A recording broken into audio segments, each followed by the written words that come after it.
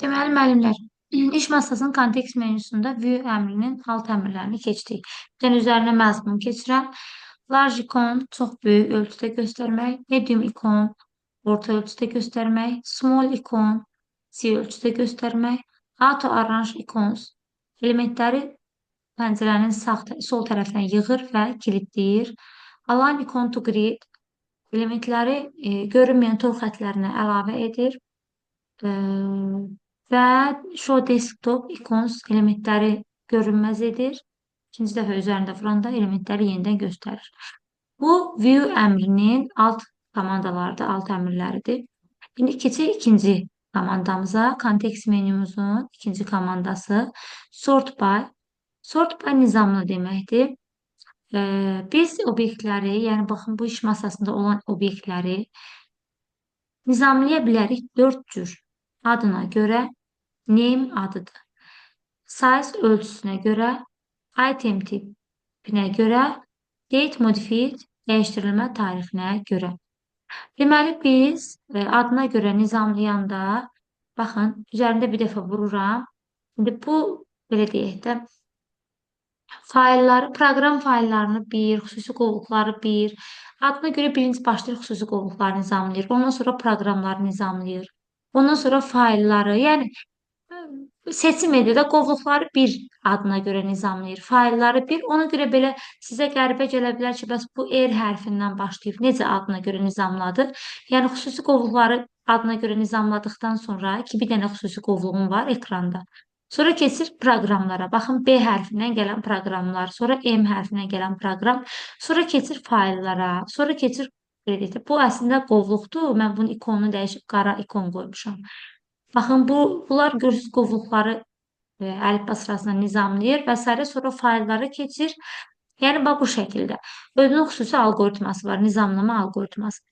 Keçir sort by ikinci komandası size.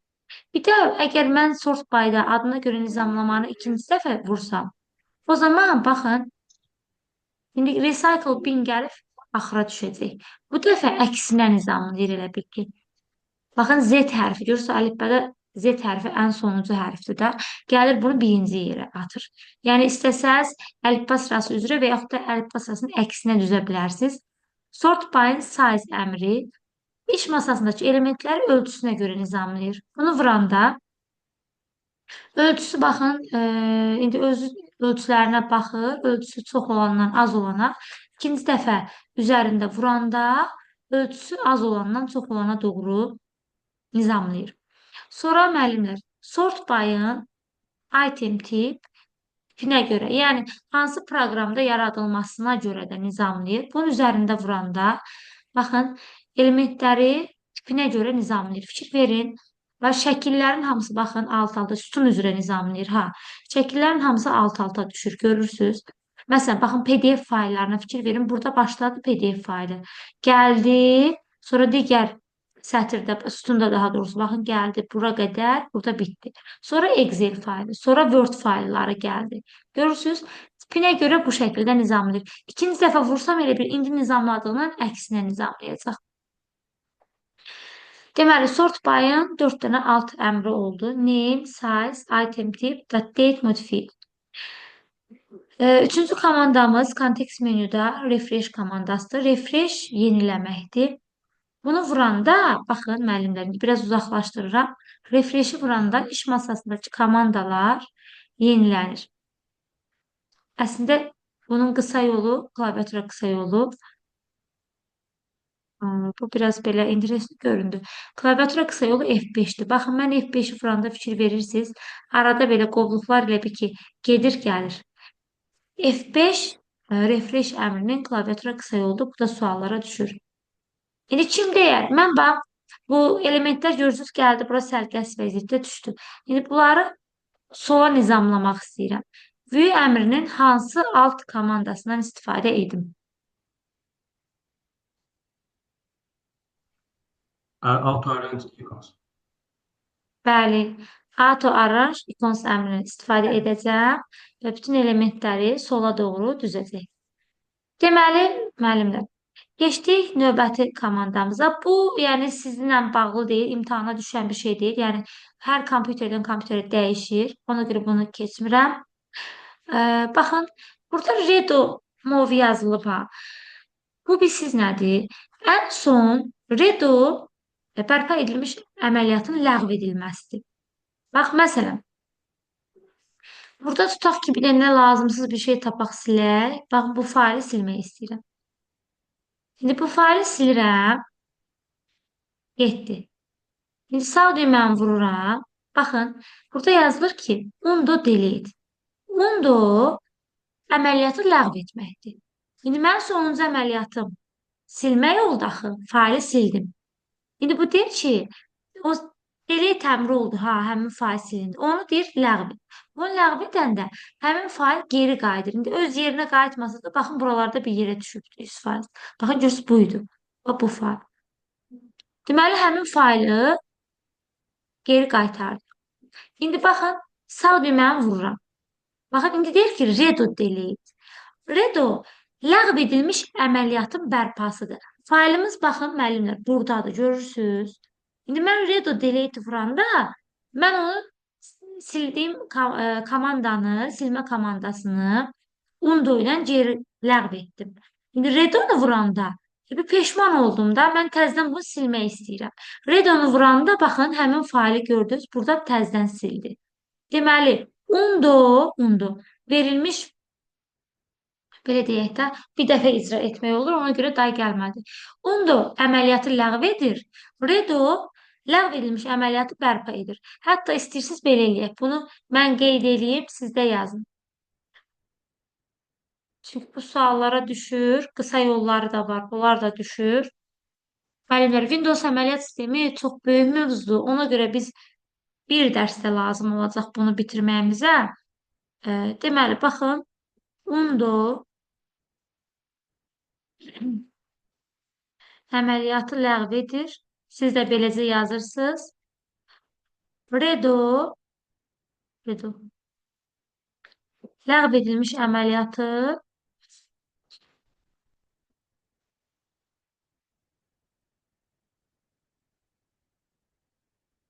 bərpa edir. Undonun klaviatura qısa yolu Ctrl plus Z. Redonun klaviatura qısa yolu Ctrl plus Y. Bax, bunları qeyd edirsiniz.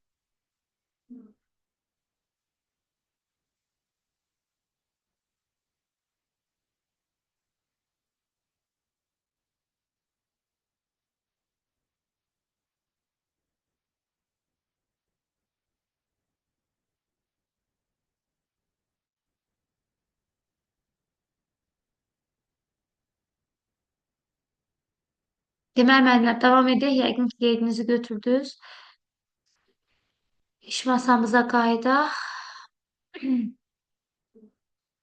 Deməli, kontekst menünün komandalarından davam edirik. Baxın, burada new əmri var. Bu düşür imtahana. New yeni deməkdir.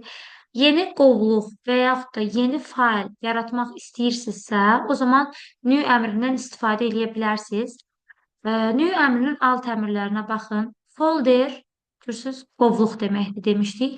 Biri var, newdən daxil folder, yəni qovluq yaradasınız. Baxın, bura belə bir qovluq düşəcək. Adını dəyişə bilərsiniz və yaxud da olduğu kimi saxlaya bilərsiniz. Və yaxud da newdan, baxın, görürsünüz, mən axırıncı new əmrindən istifadə etdim. Deyir, indi new'nu ləğv et. New'dan bir də var, yarlıq yarada bilərsiniz, access və yaxud da şəkil, Word, PowerPoint və s. Yəni, digər proqramlara aid olan faylları yarada bilərsiniz. Və yaxud da eləcə boş bir arxiv qovluğu yarada bilərsiniz. Hansı ki, bunun içərisində nəsə sürüşdürüb atanda atdığımız şeylərin həcmini özü avtomatik sıxacaq. Deməli, belə. Sonra, new əmrini bildiniz. Display settings. Müəllimlər, bax, bu display settings əmrini mən istəyirəm sizə Windows 7-də izah edeyim. Məndə hal-hazırda Windows 11-dir. Ona görə gələn dərs Windows 7-də keçəcəm sizə dərsi. Çünki müxtəlif 11 ilə 7-nin müxtəlif hissələri var da. Ona görə mən bunu gələn dərs keçəcəm. Amma siz yadınızda saxlayın, bunu mənə deyərsiniz müəllimə. var idi. Əslində hardasa buradan da keçmək olar, oxşarlıq var. Amma orada belə deyək də, sizə imini sizə düşəcək hissələrdir. Baxın, elə belə gəlin bunun üzərində biraz deyim. Oradan sizə düşəcək olan hissələr bunlardır. Bir, ekranın çözünürlüyü, yəni ekran ölçüləri. Baxın, hal-hazırda mən 1920-nin 1080-ədir. Məsələn, 1600-ün 900-ə etsəm, bu belə deyək də, mənim ekranımı sol və sağdan ben keep settings edirəm. Amma siz bunu görə bilmirsiniz. Bizə dəqiqə təzədən başqasına edək. Baxın, görürsünüz indi. Bax, soldan və sağdan müəyyən bax, hissələr qoyur. Elə bil ki, ekranımı kiçildir. Yəni, bunu belə edə bilərsiniz. Bunu display resolution. Resolution müəllimlər. Baxın, display görürsünüz, resolution əmrindən edirik. Resolution çözünürlük deməkdir. Bunu mən böyüdürəm. Bunu bu şəkildə saxlayaq. Sonra müəllimlər, bir də display orientation. Yəni bunun istiqaməti, ekran istiqaməti. Baxın, məsələn, portret var, landscape var. Portreti vuranda fikir verin, ekranımız dikinə durur. Yəni portret formasında durur. Burada mouse idarə etmək çətin olur müəllimlər. Baxın, mən məsələn orada revert sözünün üzərinə gəlmək istəyirəm, amma gələ bilmirəm. Çünki belə deyək də, yaxşı ki, saniyə bitdi, özü getdi. Mouse idarə etmək çətin olur. Çünki siz gərək ekranınızı elə tutub, mouse o şəkildə idarə edəsiniz. Məsələn, sola getmək, yuxarı getmək əvəzinə istifadə olunur. Belə. Bax, elə oradan da bunlar düşür suallara. Bax, bu hissə var. Sonra, keçək bir də bizim nəyimiz qaldı burada. Sağ düymədən personalize əmri qaldı, müəllimlər. Personalize əmri fərdləşdir deməkdir. Bunu Windows 7-də yenə göstərəcəm. Çünki müəllimlər, bircə dəqiqə üzrə hesab edin.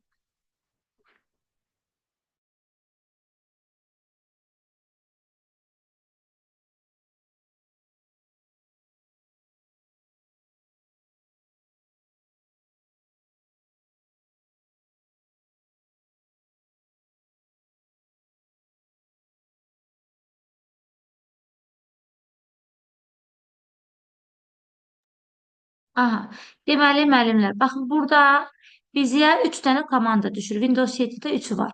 Background arxa fondur. Yəni əməliyyat sistemində ekran arxa fonu nə olacaq? Məsələn, Windows 11-in ikonunu seçdim. Ekranımıza getsək, baxın, Windows 11-in görürsünüz ikonu yerləşdirildi.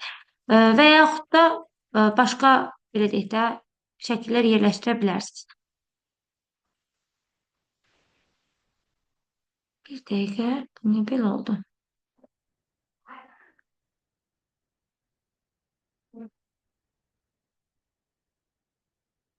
Aha, bu belə. Sonra növbəti komandamız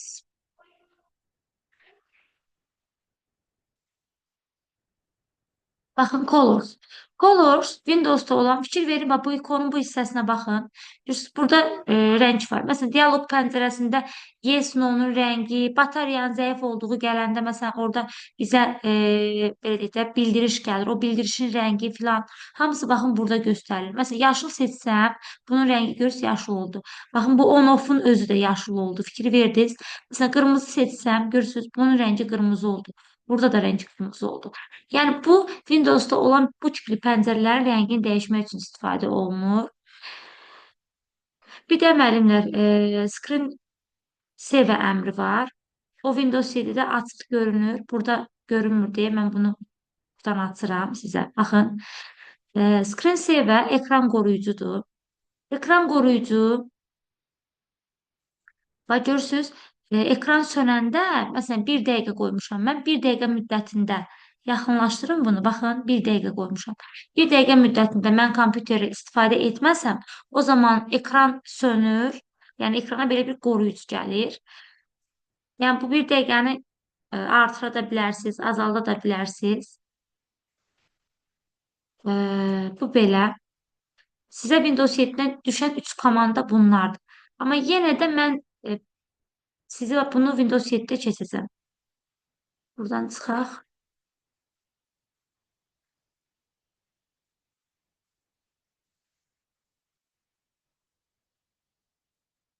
Deməli,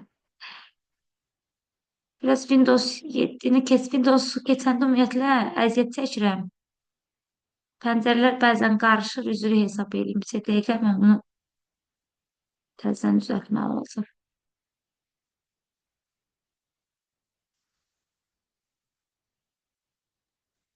Məsələn, bura keçək. Müəllimə, Bəli, bəli. Coderadan Python-a mən yəni işləyirəm. Amma orada çox şeylər, o nöqtələri başa düşə bilmirəm. Müəllimə, izah eləyəcəm. Gəlin belə eləyək də. Yaxşı. Bu mövzunu bitirək. Bu mövzunu bitirək. Yaxşı. Gələn dərsdə Çünki Windows o- əməliyyat sistemini keçək. Hə, Bir gün başa yaxşı. düşdüm. Mən sizə yenə test göndərərəm, onu da işləyərsiniz. Windows əməliyyat sistemini gələn dərs bitirək, ondan sonra proqramlaşdırmamızı davam edək. Çünki bu mövzu çox böyükdür. Mən yarımçıq keçsəm sizin yadınızda Yox, qalmayacaq. yox. Ümumiyyətlə elə dedim ki, yəni orada Yaxşı. bilmədiyim şeylər var. Yaxşı. Qrupa da atın, bacardığım qədər qrupda da səs atacağım sizə. Deməli, müəllimlər, bu Mən qədər. neçə Codera o yaşıldandır. Onlar uyğun Yox, gəlmir elə. yox, İçində yox, elə bir- müəllim, yox, ondan yox. Qırmızı olandan işləmək lazımdır. PDF-i var. Yaşıldan işləyin, PDF-lə də müqayisə edin, o şəkildə gedin. Deməli, Yaxşı. müəllimlər, bu bizim kontekst menümüz. Kontekst menünün əmrlərini bildiniz. Bunlar düşür. Kontekst menünü açmaq üçün klaviatura qısa yolumuz Shift F11.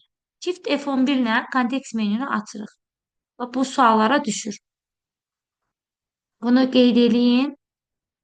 Yazın kontekst menü.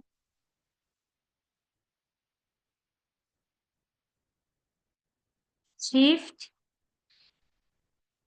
plus F11. Bax, bu suallarda olur, görəcəksiniz.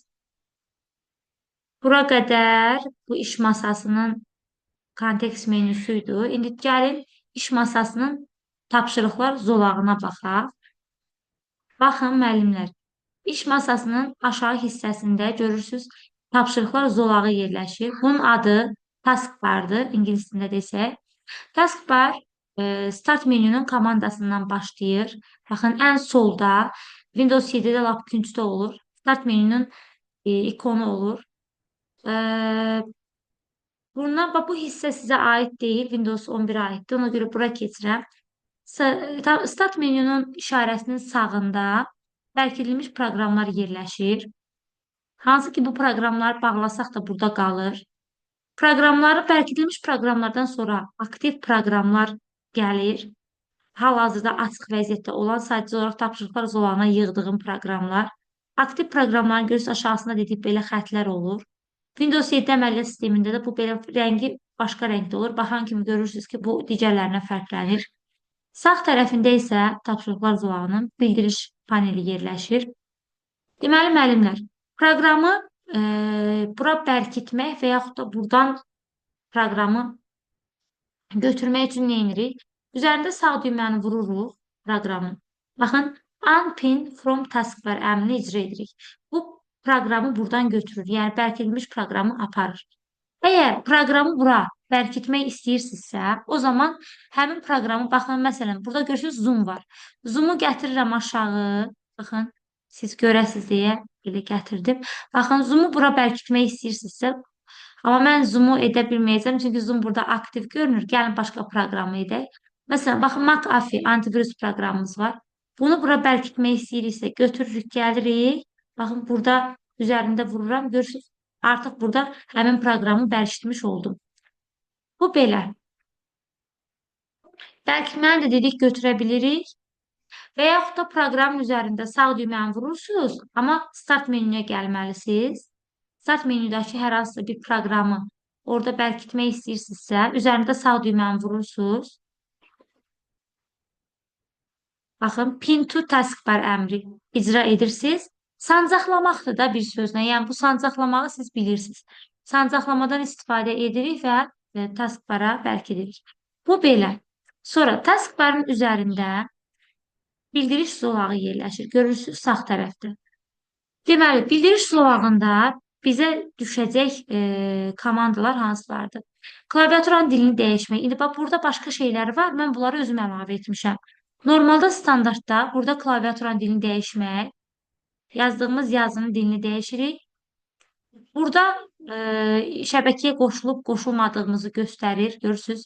Ekran işığını azaltmaq, artırmaq, səsi azaltmaq, artırmaq bu kimi şeylərdən istifadə edirik. Bu da batareyanı göstərir. Yəni kompüterin hal-hazırda nə qədər batareyası olduğunu da bu işarə göstərir. Burada isə vaxt və tarixi göstərir.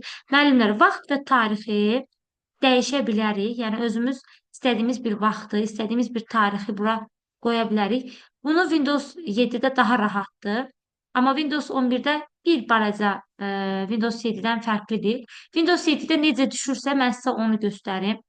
Yəni bu Windows 7-də üzərində vuranda, baxın bunun üzərində gəlib vuranda, açılan pəncərəni indi sizə göstərirəm. Bunu kontrol paneldən göstərəcəm sizə. Deməli, clock and regionuna dedən tab. Baxın, indi ki, gələn səfər Windows 7-ni gətirəndə yenə göstərəcəm. Bax, bu pəncərə açılır. Elə bir ki, bunun üzərində vuranda açılan pəncərə, baxın, budur. Bax, bu balaca pəncərə. Biz buradan change date and time vurub, baxın, istədiyimiz tarixi və istədiyimiz vaxtı buradan seçə bilirik. İndi mən dəyişmirəm tarixi.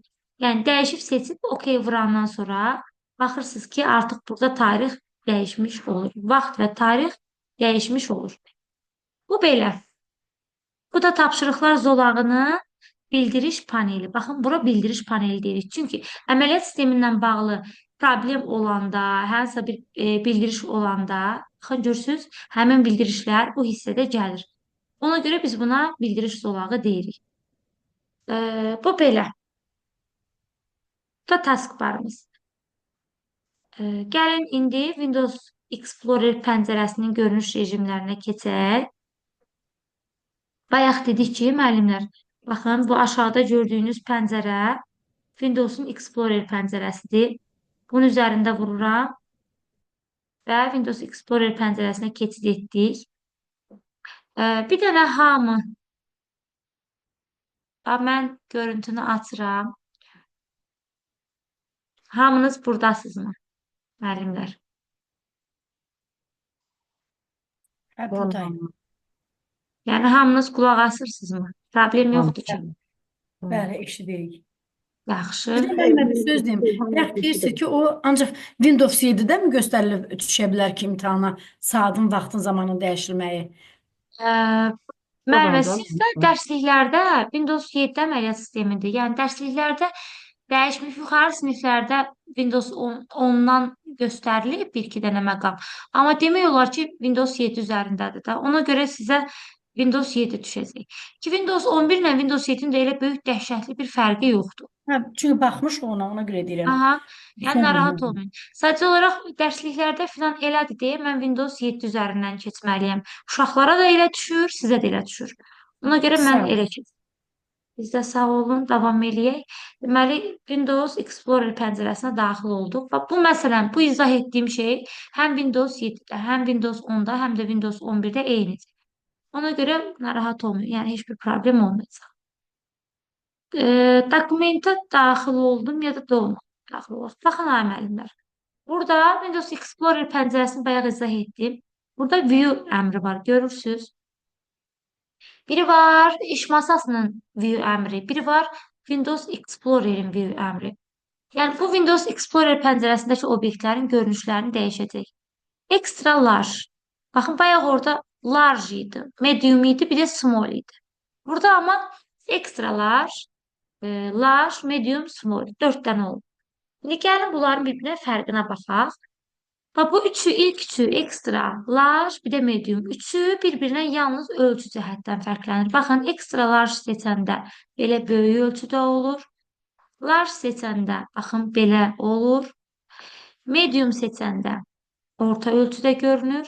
Small seçəndə, müəllimlər, baxın, bu şəkildə görünür. Yəni, biraz kiçik görünür. Amma deməli, extra large'dır. Large'dır, medium'dur. Bunların yalnız ölçü cəhətləri verilir. Ölçü cəhətdən xüsusiyyətləri soruşulur.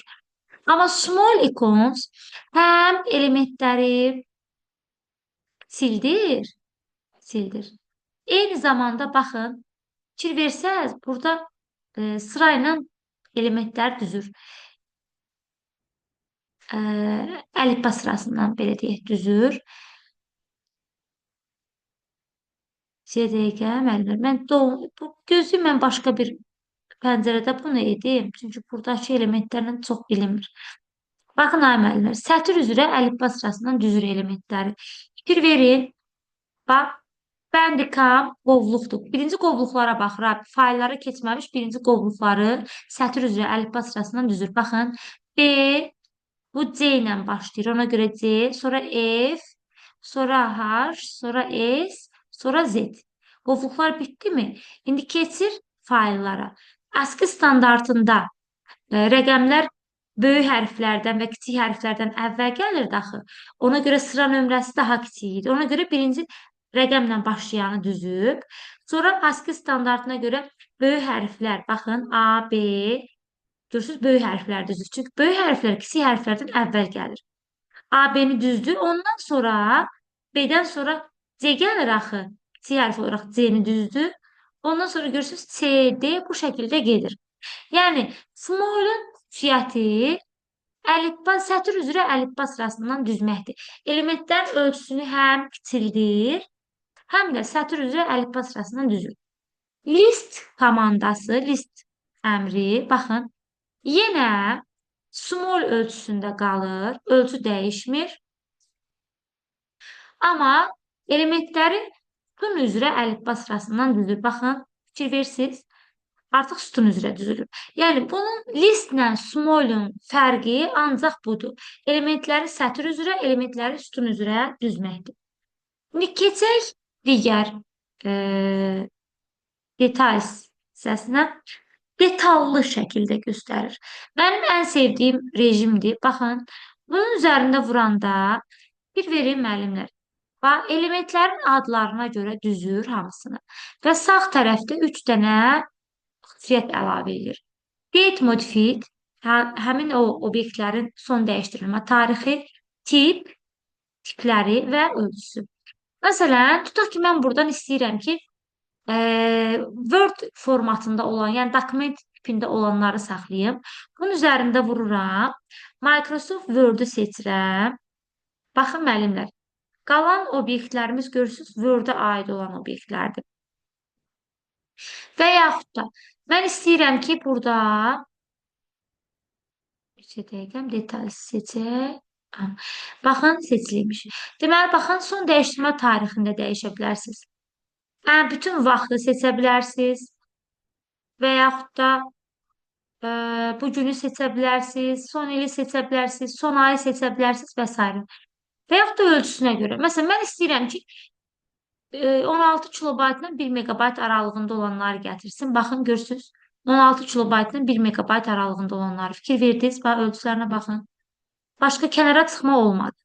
Deməli, buradan sual necə gəlir? Deyir ki, hansı Windows Explorer pəncərəsinin hansı görünüş rejimində filtrləmə imkanı istifadəçiyə verilir?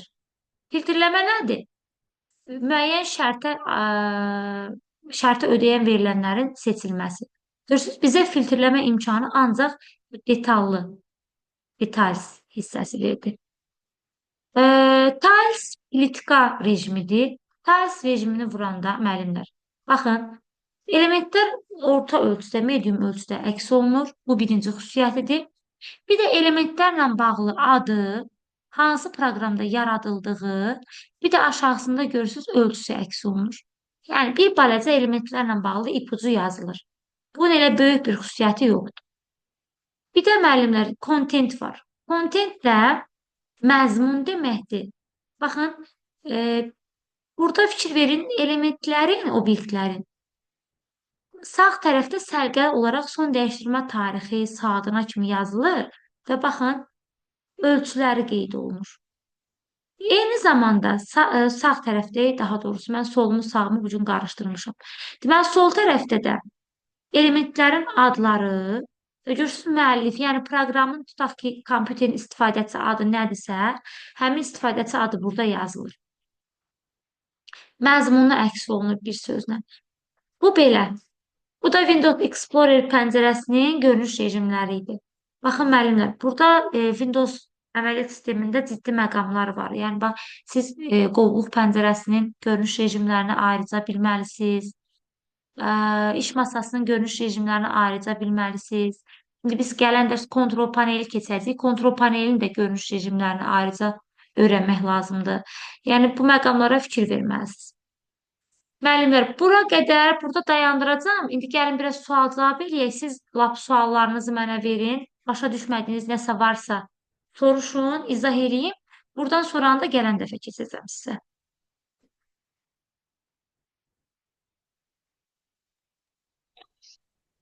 Başa düşmədiyimiz odur ki, Çiçək müəllimə.